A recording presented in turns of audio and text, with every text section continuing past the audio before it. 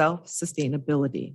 3, identify duplication of services or gaps in services must be identified to address the needs of our unhoused residents and neighbors in need. 4, explore best practices from other communities that have successfully addressed the problem of housing inequity. 5, research and revise policies that emphasize market rate construction but fail to address land and building costs, extreme income inequality, predatory lending practices, redlining, restrictive covenants, and other discriminatory practices that have shaped the housing landscape in this country must be researched and revised. 6, additionally, policy reforms that preserve and expand the supply of affordable housing, incentivize first-time home buyers, increase tenant protections, prevent displacement, foreclosures, and evictions, and remove barriers to housing for vulnerable populations, including individuals with criminal records and low-income renters, and promote fair and healthy housing are to be identified and reviewed. 7, federal, state, and local resource opportunities are to be explored to address the challenges identified, and program practices, budgetary, and policy recommendations that address housing insecurity are to be crafted to reform how the unified government currently addresses our current crisis. Our identified strategic goals: year 1, defining the population and the problem. Year 2, establishing goals. Year 3, seeking support, leveraging existing services and resources, and identifying new services and resources. Coordination with management and other task force. Coordinate with leadership and management, including the mayor and county administrator, with coordination may be through the steering committee, to help ensure that the task force has received the information necessary to permit them to fulfill their duties and responsibilities with respect to oversight of risk management and risk assessment guidelines and policies. Other authority.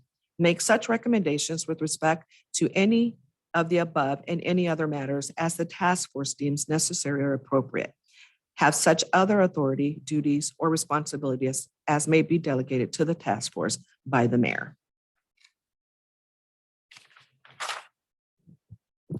Thank you, Andrea. So I'd like to talk a little bit about kind of what's happened with the task force to date. And I think an underlying theme about this task force and you all is the word patience. I want to thank you all for your patience in through this process. I know the actual kind of sign up for this task force was done a few months ago. We had some listening sessions, and it's been some time before you heard from all of us. And so I do apologize for that. It has been a process, though. The chairs and I have met on several different occasions. We have started to really kind of provide the direction that we think that the task force should be headed, and kind of what that task force should look like. We'll address some of the focus areas here shortly, but we all know that this is not an overnight solution. We know that the situation has been bubbling up for a very, very long time. We've been working on various solutions and remedies, and so we're going to have to be patient as we go through this process. So from our perspective, the chairs and I do believe that this is not a 1 year and done task force. This is an ongoing task force because the solution is going to take quite some time. So I do want to say thank you for all your patience while we've been putting some of the back office mechanisms in place to get us here today. Kind of moving forward, and we'll talk a little bit more about kind of communication moving forward. We should be fairly more robust in our communication and dialogue and kind of meeting as we talk about the different focus areas.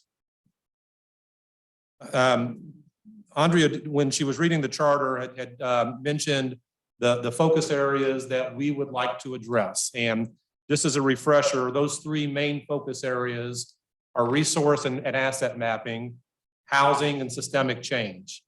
And each of the chairs have agreed to chair one of those focus areas.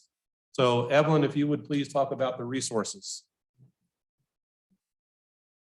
So as I was thinking about the resources here in Wyandotte County and began to just look for myself at different opportunities where resources are even available, I quickly found out that I didn't know very much. And so it's very important that as we move forward, we find out the information that's already available here in our community. So that was one of the main things I want to do, is find out who's in Wyandotte County, who has housing already for us. Where can we get more housing? What housing is affordable? What's not affordable? And of those houses, would you live in it, or would you not live in it? Meaning, just because of the organization I work with, there have been some units that we've went to look at, and they were horrid. And so we want to make sure that when we look at resources in our community, that we find livable housing, something that we would actually live in. So I have a few other things that I want to mention.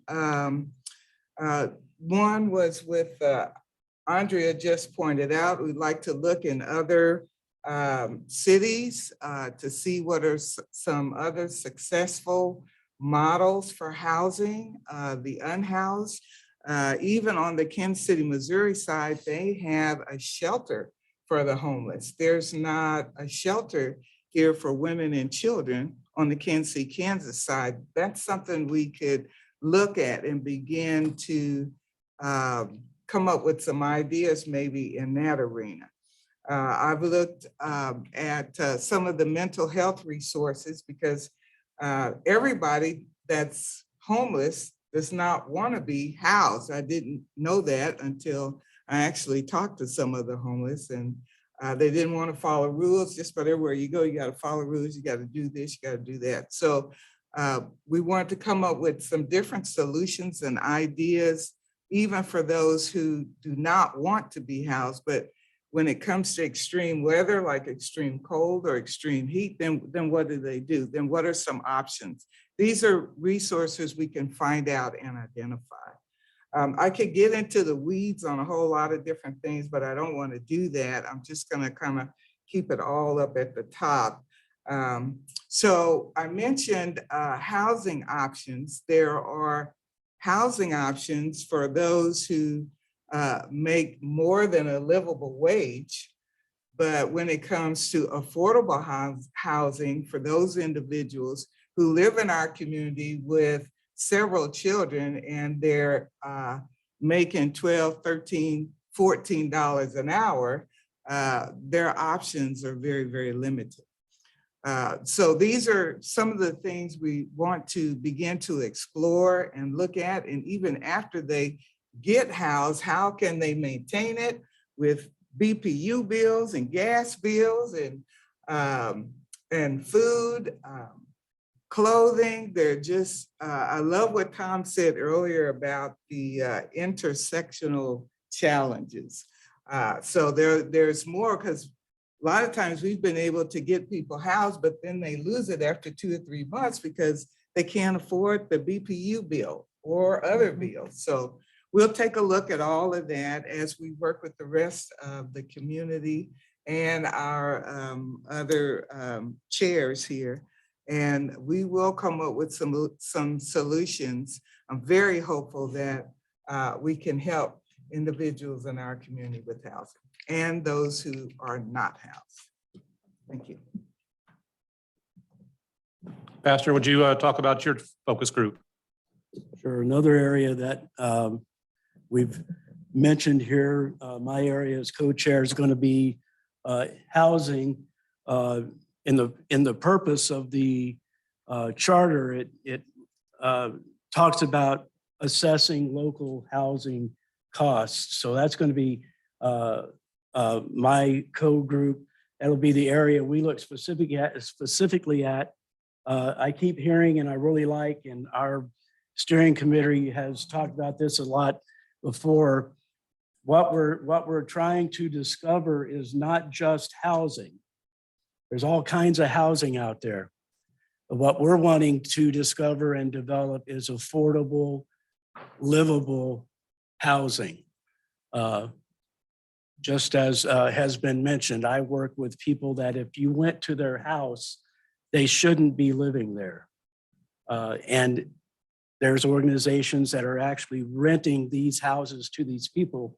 And it's just terrible. So the idea, our group, the ones on this group, we would begin to look at housing stock, trying to come up with numbers, how many rental properties are here in the area, how many homeowners are there, all the different variations of that, and then look deeper at some of the ideas of what is affordable and livable and some of those things.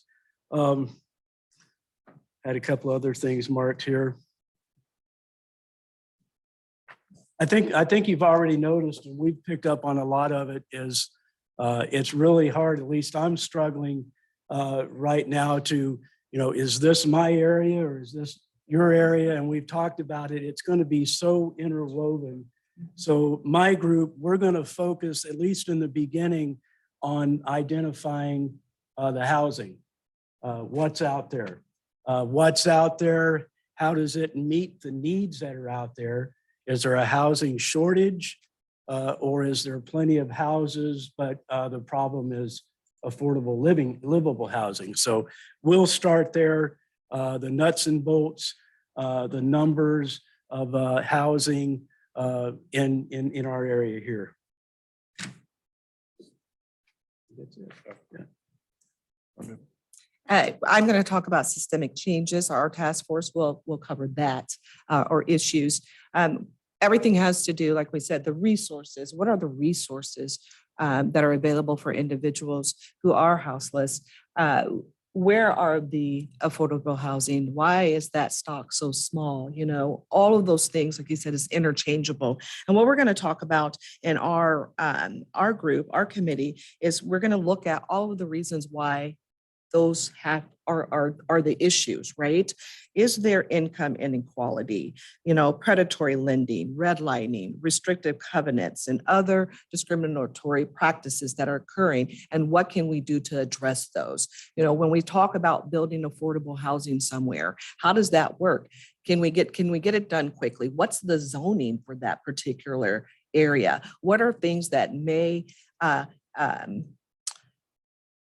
keep it from happening quickly or keep it from happening at all? So that's what we're going to be looking at, the city ordinances. We're going to be looking at state laws and statutes and things of that sort. And where can we make a change to move things on a lot faster and to remove some of these things that are sometimes part of the history of the city that you live in? How can we make those changes? And what are we going to start with? And what are we going to do? And what does that look like? And so that committee will be looking at lots of things. I know I surprised the task committee members. I surprised them when we were going through and we were saying, okay, what are you going to do? I'm going to do the resources. You would think you would do the systemic change. And of course, the lady from the housing authority would do what? Housing. Right. But I want to know, what can we do to remove some of the things that are barriers to that? And so that's what this task force will do. And I am looking forward to digging in deep and looking at our laws here and the ordinances and the zoning and all of that stuff, so that we have a clear understanding of what may need to change in order for us to move forward with everything else.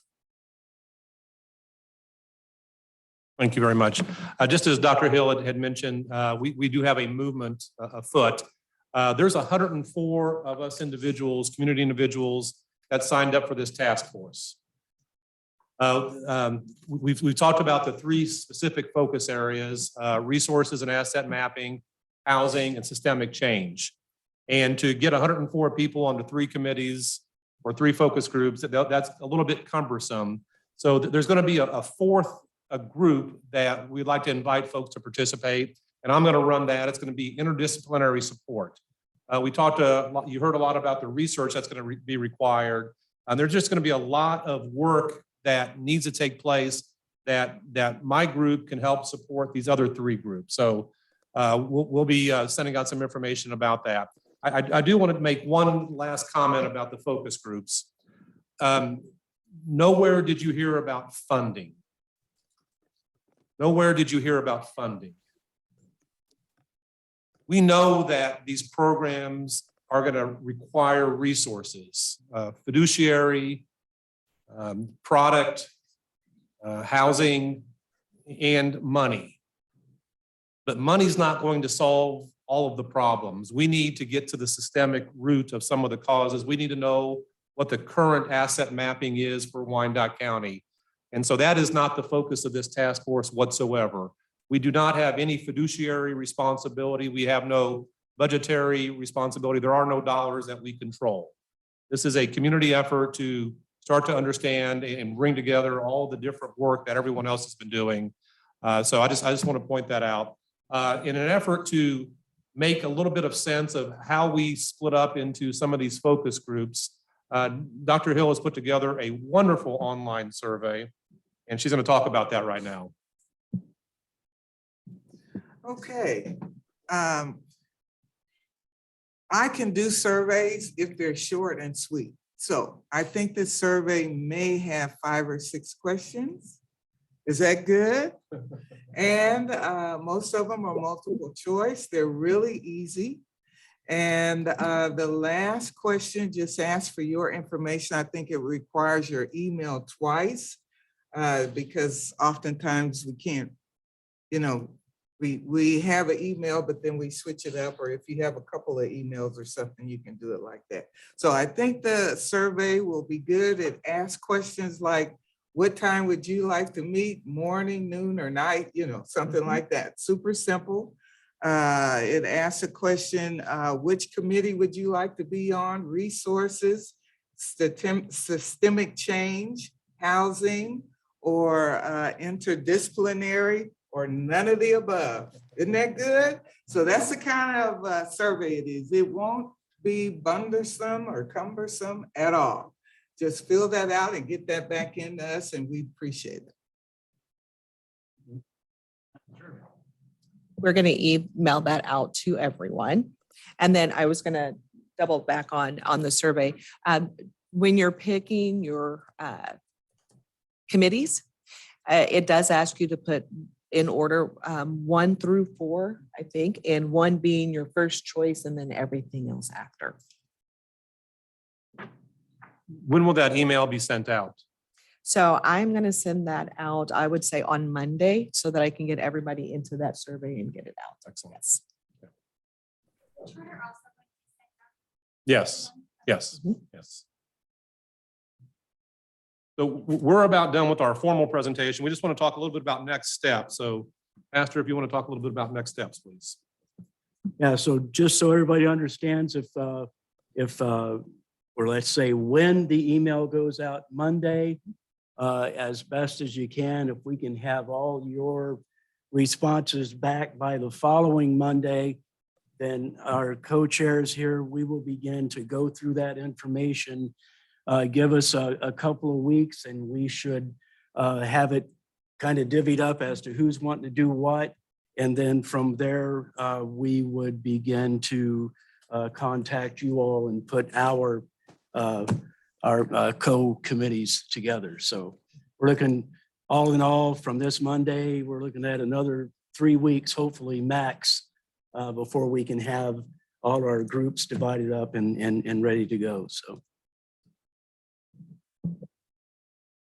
And speaking of those focus groups, do you want to talk about kind of the expectations on how we're meeting and all of that, please? Yes, for the focus groups, we're expecting everyone to get together no less than at least once or twice a month. We want to keep that communication going. We want to make sure that everybody is present. We will send out, I will send out, or each committee chair will send out times and dates once we establish who's going to be in the committee, what works best. Try to put in a definite meeting date and time, something that's consistent, maybe the 3rd Wednesday of the month or the first, something that's consistent so everybody can plan accordingly. And during that time, that's where we'll get together and talk about the different things that we want to address first, and then move forward from that. We may, during that time, appoint, maybe a secretary or someone to make sure that they're getting the information out and things of that sort. So we'll also, with our committees, we'll sit down and come up with the progress and our process and timeline and all of that. So that's the next step. I think moving forward, communication and just contact information will be key. Pastor, you want to talk a little bit about that, please? Well, I'm assuming that all of you that are here has some sort of communication, has received some sort of communication from us. So you know how to at least make contact probably with Chairperson Tom Lally. But is there anybody here that is in need of an email or anything that we can give while we're here, or in contact with all of us?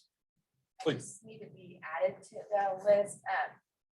I was supposed to, but I did not get the email this last time, so I'm not sure. Will you see us after the meeting, please? And we'll certainly add you to that contact list. Thank you. Yeah, and if you know of anybody that you thought was going to be here and wasn't, let us know and we'll double check and make sure they're on our list. If there's any questions in the meanwhile, or if after we break up and you want to talk to one of us specifically and get our contact information, I think any of us would be willing to do that. So,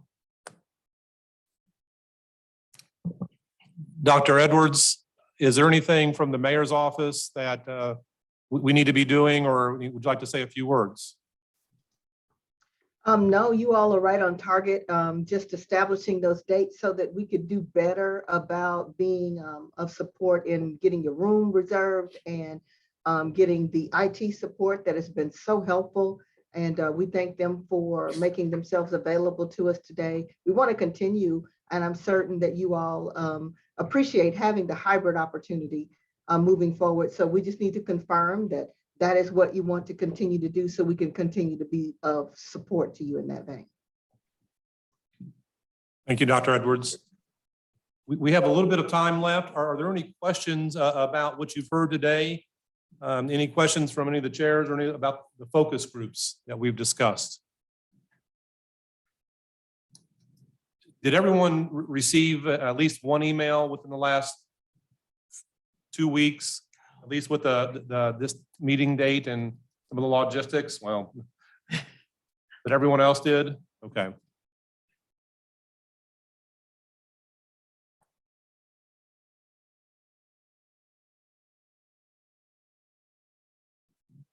Now, I know a lot of you personally, and I know that you are all not this quiet. Questions? I know that you are all passionate about this community and about this effort.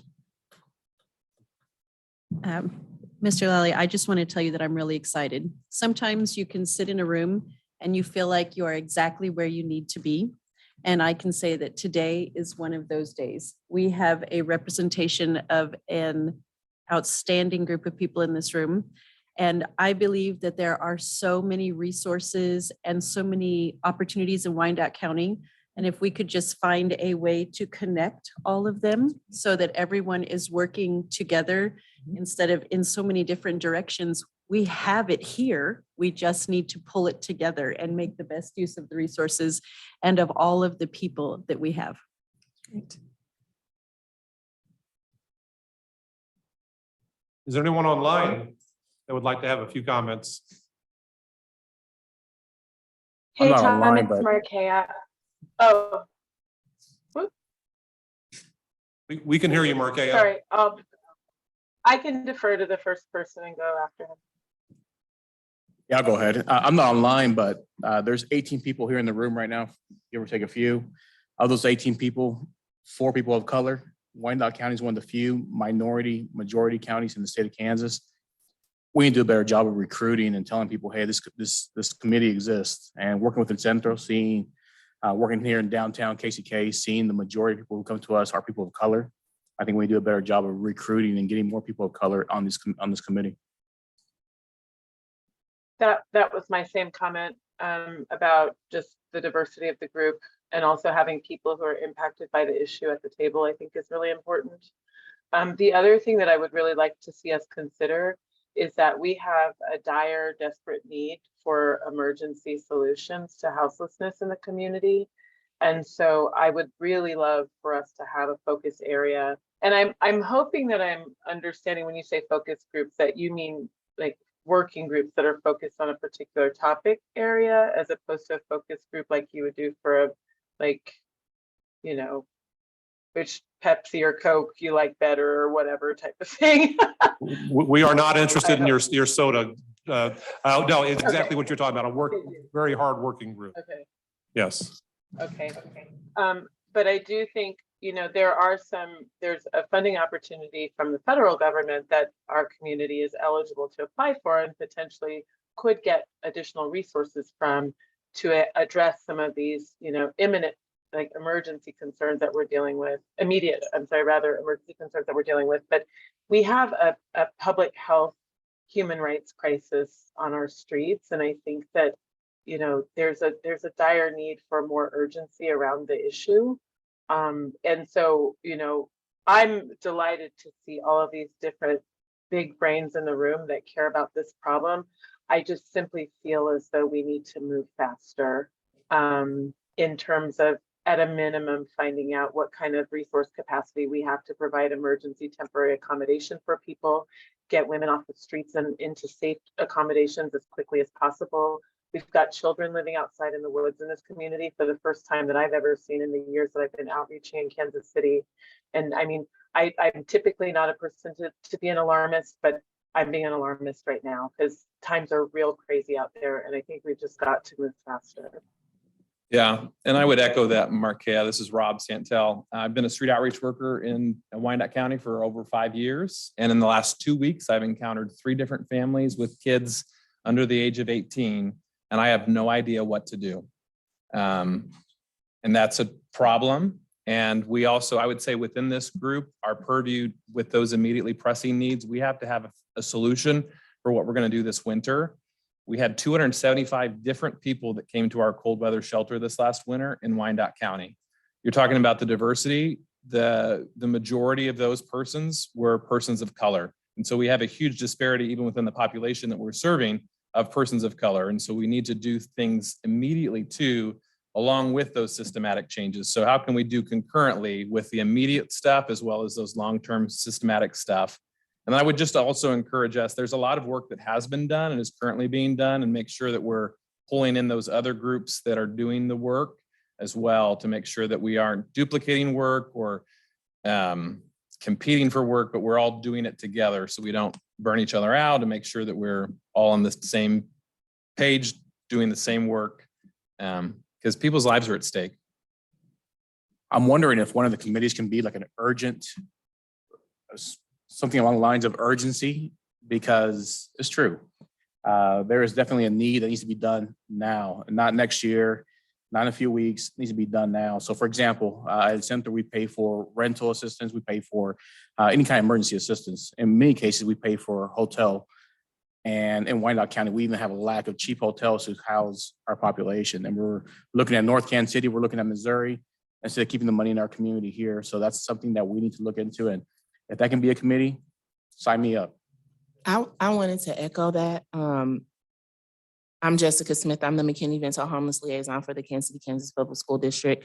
I have never seen such a need for immediate housing that I've seen. This will be my 6th school year. This is one of the first times that I've worked so closely with some of the outreach teams with cross lines for them to call me and say, we found a family in a tent, not an individual person. And so I agree with the first lady who said that.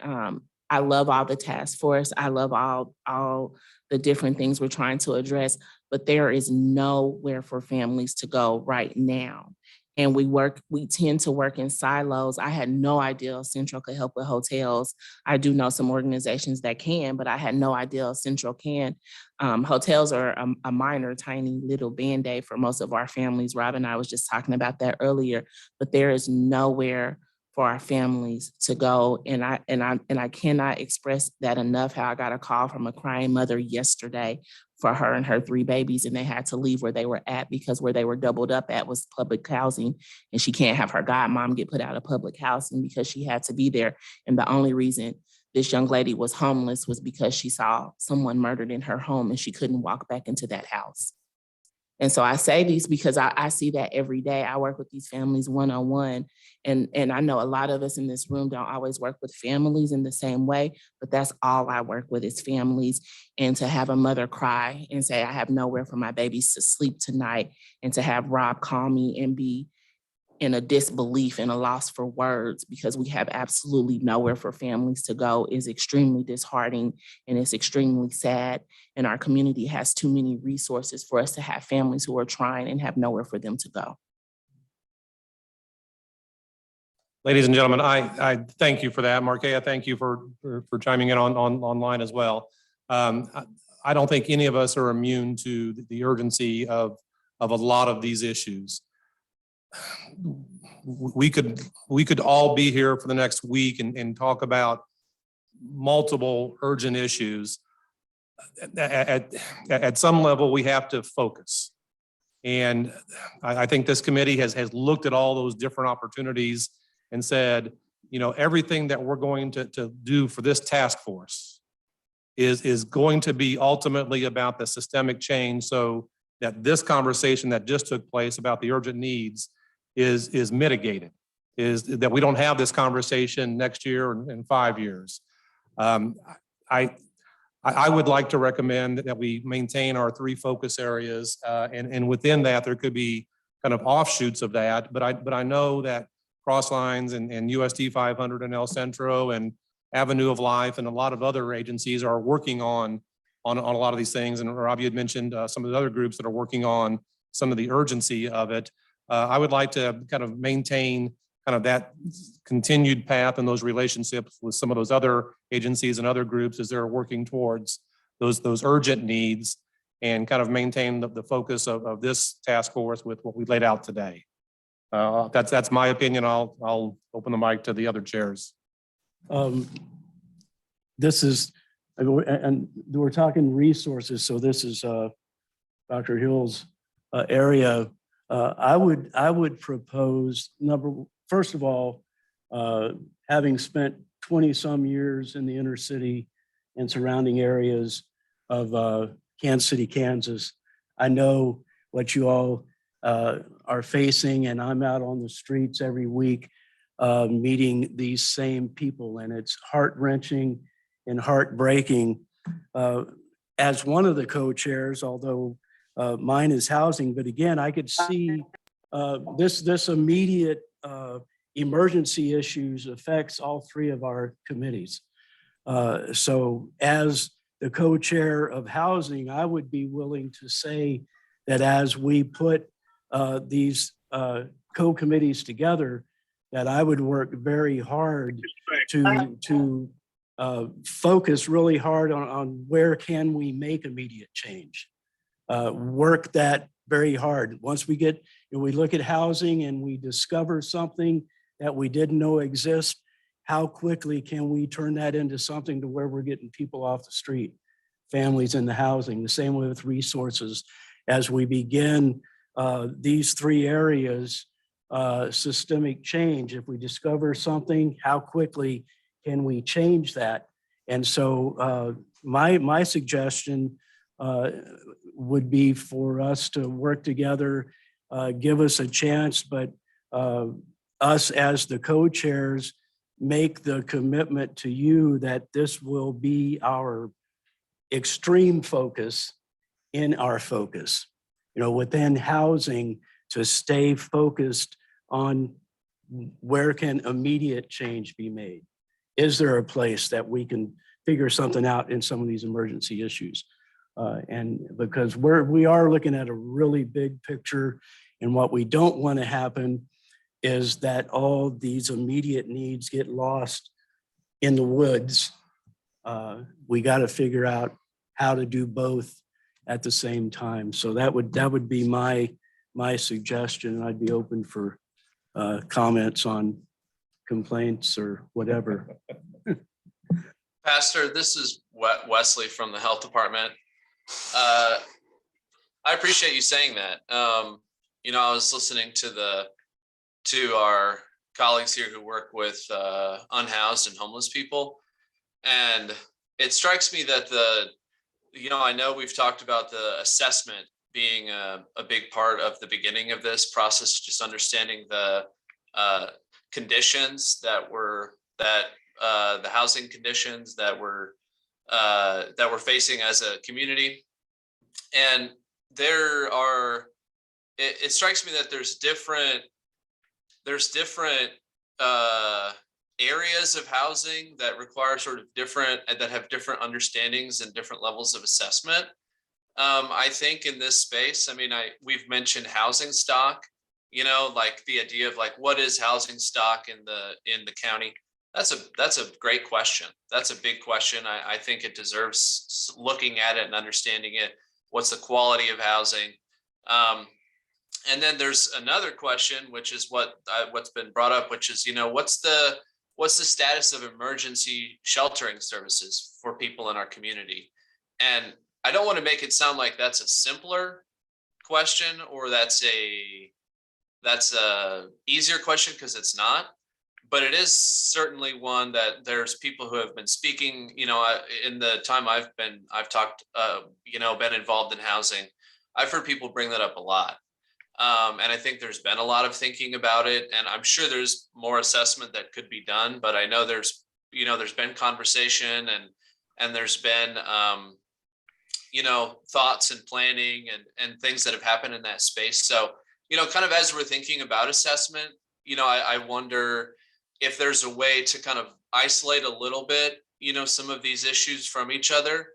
I know they're overlapping, but I think it would help to isolate them some in the sense where the actions themselves require maybe some specific interventions. It might be helpful, there might be a way to say, okay, well, emergency shelter, for instance, in your area is an area where maybe the assessment phase and the moving to action phase could be, a little quicker or something because of the assessment that has been done, the stakeholders that are ready, the plans that are in place, versus something like looking at the quality of the housing stock and how do we build more affordable housing developments, which is of course its own issue. And so I'm just kind of trying to think out loud, like, how in this context and in this group could we kind of meet, the need that I'm hearing. And I do think,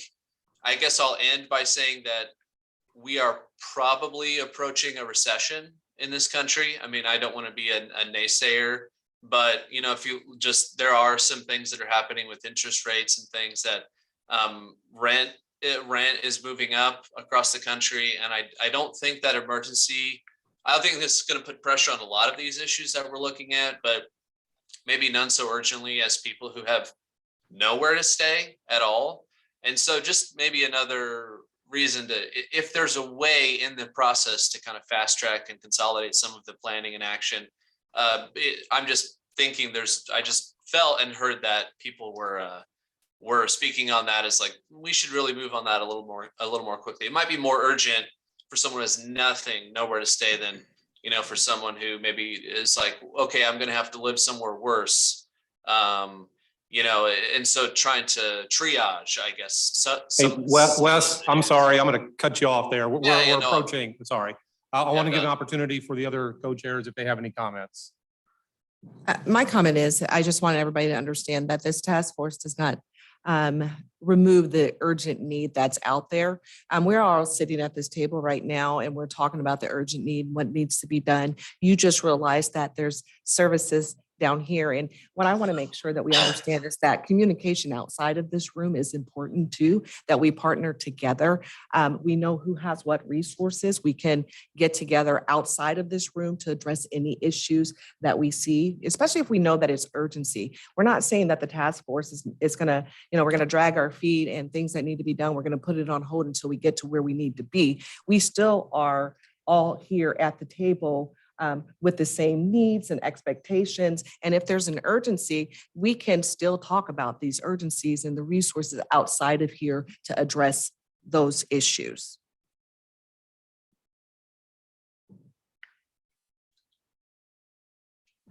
So I understand the urgency. We worked with Jessica for years, so we understand the urgency. The families come in on a regular basis that she refers to us. So we understand the urgency, and I am glad to be a part of this task force so that we can address the urgent needs. I don't like to drag my feet on anything. And so as we move forward, I like the idea of being able to move forward and handle more than one thing at a time. But that's the benefit of all of us working together. Tom, may I comment, please? Ondra. Yes. I had two experiences here at Willow Hill, specifically yesterday. First, it was a 18-year-old boy, young man, who's been sleeping out at the Legend. And another resident saw him and brought him into this center seeking emergency housing. And he's going to apply for Hillcrest, but there was no other place for him to go to. And that's going to take a little while. Then today, I had to spend a considerable number of hours with two of our finest Kansas City, Kansas police officers, with a woman who walked in who's deaf and wrote me a note and said, I've been abused and I need shelter. I called 7 domestic violence shelters and no one has room. And as it ended up, she had been assaulted, but there's definitely a need for urgent emergency shelter. As most of you know, here at Willow Hill, we have like 300 to 400 folks in this building every day from 10 o'clock until 1. And a lot of those folks are homeless. And as we go through the community, we see people walking, sleeping on the street, wherever they can, in front of the police department. So I certainly support Rob Santel's comments and suggestions about the need for urgent housing, to make it one of the focus committees as well, in light of the fact that we don't have any existing 24-hour shelters in this community. Thank you. Thank you, Ms. Penn. It is 4 o'clock and I want to be respectful of everyone's time. Give me, go ahead. Just because it's 4 o'clock and about to end, because of the dangerous heat, Crosslines is going to be opening for a cooling center on Saturday and Sunday from 1 p.m. to 7 p.m.